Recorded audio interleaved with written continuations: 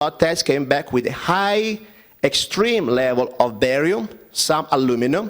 I'm talking about levels that they go above more than 1,000%. So I forget about the airplanes, the aliens, and anything else. This is a crisis. We have people that they are suffering, and we don't know where this source is from. The barium. I tell you something. We did also some extra jobs, since we understand the state is kind of bureaucratic before it moves. And a former state representative, Nancy McLean, told us that we people in Golden Valley, we water all. First of all, these tests are vary from different parts of the county. Some also are from Phoenix. And I do not water all. I got my own well, and I tested the well, and the water is clean and pure. Food. The last meeting at the county a few years ago, they told us that we get it from food. We do not live in a commune like in Russia, okay? Everybody got their own homes, and everybody grow or buy their own food. So there are a lot of things that I think is a state duty to investigate. I want to bring you here today officially, ma'am. This is for you. There are blood tests with names, some they're being blacked, but they're real blood tests that deserve attention. And it's your duty, moral and legal duty. You're on the record.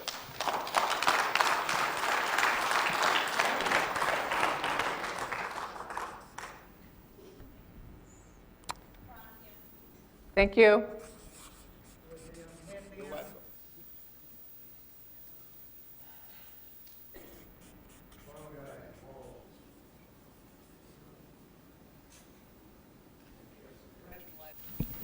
Greg Mack, Kingman, Arizona. This is a serious problem. And you're pretty much saying right now that your agency, your hands are tied and everything's out of your jurisdiction. Yes, sir. And you spoke earlier, you have standards. I'm curious to know when those standards were set and when do you renew them and do new tests to see what they're dumping on us? So as I mentioned earlier, the standards for aircraft engine emissions are developed by EPA. I do not off the top of my head know when they were last reviewed. That's a very good question, but EPA develops those standards.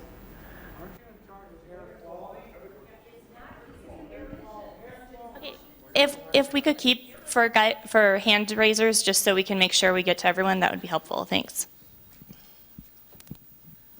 Okay, first of all, my name is Deborah, and I'm from Mesa, Arizona. This is not emissions from an airplane. That's completely disinformation. It doesn't come from engines. This comes from spray nozzles that are retrofitted on airplanes. And I want to know, that's right. My question is, if you don't have any jurisdiction over the air quality, or over the air, when they fly up in the air and they dump this on us, who has jurisdiction over the generators while they're on the ground? We have jurisdiction over the ground generators, yes. Okay, so who's testing those? And the airplanes that emit these while they're on the ground, before they fly up in the sky? She has jurisdiction, and I'm going to talk about it.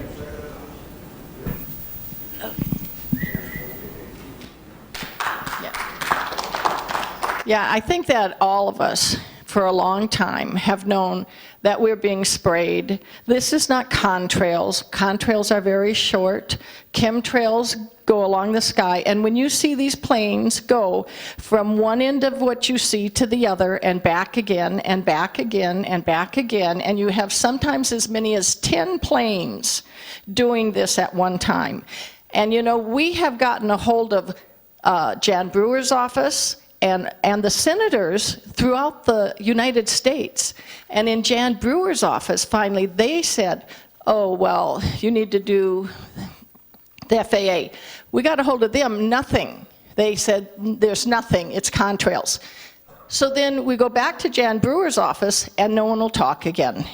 And really, frankly, we're not the only people. There are people all over the place that have sent information in. Now, you're here, and you're inadequate to be able to take care of this for us. But whoever can, anybody who's in a place of power, like Kelli Ward, or you in your office, you need to really push this, because really, we are being sprayed like we're bugs, and it's really not okay.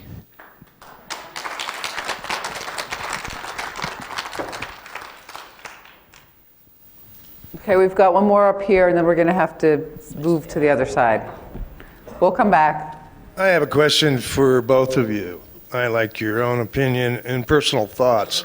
Working for a quality control agency, as you guys do, when in Phoenix, when you go outside and you must see trails everywhere on certain days, what are your thoughts? Don't you think that, hey, something needs to be done with the air? Is this normal?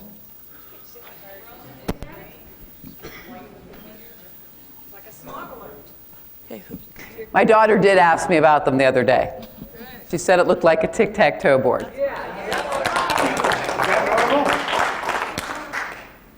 In your opinion, does that look like the air is okay?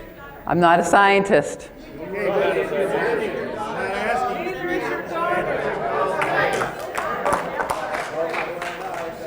Everything that is good air to breathe.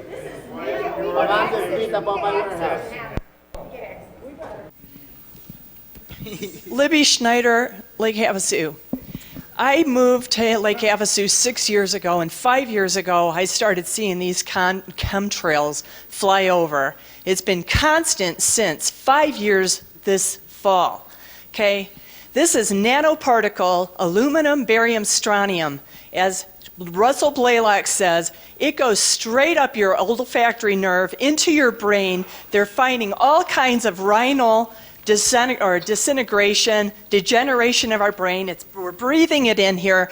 It's an irritant. The Navy has done, and the Air Force has done, nanoparticle exposure levels on rats. It causes pulmonary fibrosis, macrophage, inflammatory processes in our bodies. You're smirking the whole time here, telling us and just stonewalling us this entire time, saying you can't do anything.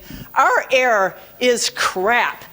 You know, it was clear 5 years ago. Now it's a constant haze. We're breathing in this every single breath we take, all year long, all night long. This stuff is so small it cannot be filtered out of HEPA filters because we're a couple of orders of magnitude smaller than a HEPA filter. It's like I am so angry. I'm a chiropractor. My job is trying to take care of people, and we're being sprayed to death, and you're just doing nothing about it. So it's like, get someone who does something. I'd like to make a suggestion. My name is Walter Spar, Lake Havasu. In Arizona, we are unique in that we have a group of scientists that can tell you, while this material is in the air with a spectrometer, specifically what it is as it's coming out of the back of the airplane, whether it's from spray nozzles or the engines. It's the best in the world. They have all the equipment there. We're a community. People do favors for each other. They will do a favor for you and do a spectral analysis of that. Now, the next step is very significantly more difficult, because everybody knows the federal government is behind it, the federal government is doing it. I agree, you do not maintain subject matter jurisdiction over these kind of events with the federal government. The federal government does these things primarily under the guise of national security. I'm going to take you back a few years. When President Eisenhower left office, he said, "Beware of the military-industrial complex." Shortly after that, people started dying in San Francisco. Cancer. Cancer was an epidemic. Nobody realized cancer was communicable. Somebody sneezed next to you and you catch cancer. Really? The statutory time limit on when the government can keep secrets from the people is 35 years. 35 years later, it was revealed. They intentionally released radioactive material into the atmosphere specifically to count the death rate of people. It was done for a national security project. The project was, if an atomic bomb ever went off here, they wanted to find out what the fallout would do to all the people. The only thing, so all the people who died, I mean, after this was divulged, the people who were still alive were their family members, and they lost interest. I mean, over time, the government wins. They beat you through attrition. For the last 40 years, there has been a law in this country that very few people know about. And the law is going to sound stupid to you, but this honestly is the real law. If the President of the United States declares a state of national emergency, he and all of his people gain immunity. So if you sue the federal government and you go into the courtroom, the judge lacks subject matter jurisdiction over any evidence submitted by the President during a time of national security as declared by him.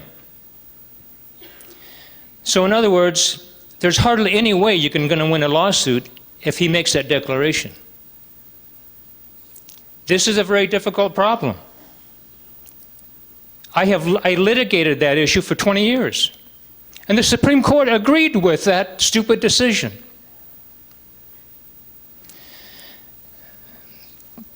I have studied this for so many years. The only solution short of physical violence, the only solution I can come up with is you've got to get rid of all those stupid people in Washington, D.C.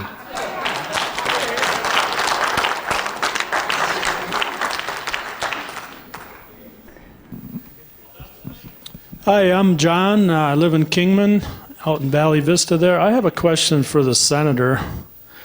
In your opinion, do you think we're a bunch of nuts? Or what is your true opinion of this whole phenomenon? I moved from Michigan about 12 years ago, and one of my neighbors out in Valley Vista was telling me about this spray and stuff, and we affectionately nicknamed him Jet Poop Bob, you know.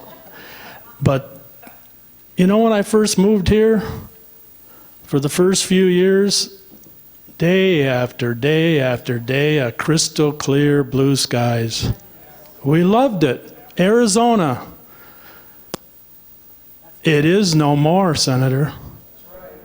I have to say, blue sky. I love all of you guys. I don't think that you're nuts. I think that you're concerned. You have concerns about things that are affecting you. Many of you have lab work that shows abnormalities that you can't find out why.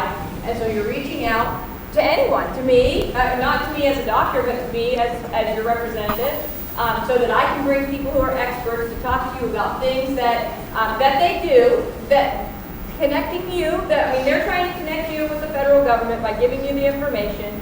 I'll pledge you that I will talk to Congressman Gosar or somebody from his staff to see if there's a way to get another meeting going for you. I can guarantee that I can talk to them about it.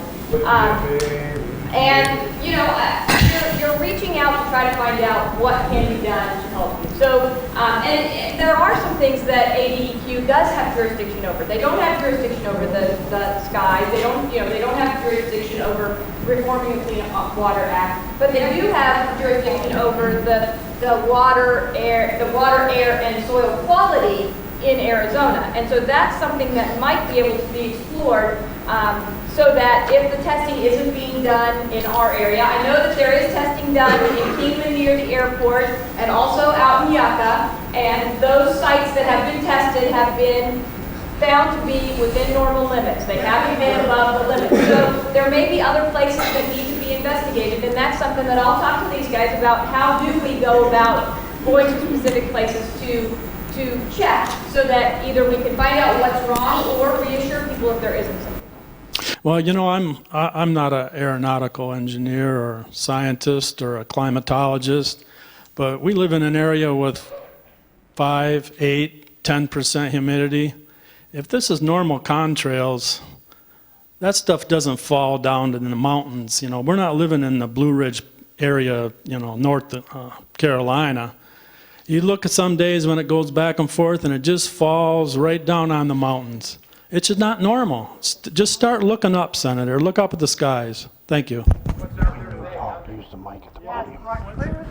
Stopped all air traffic in America.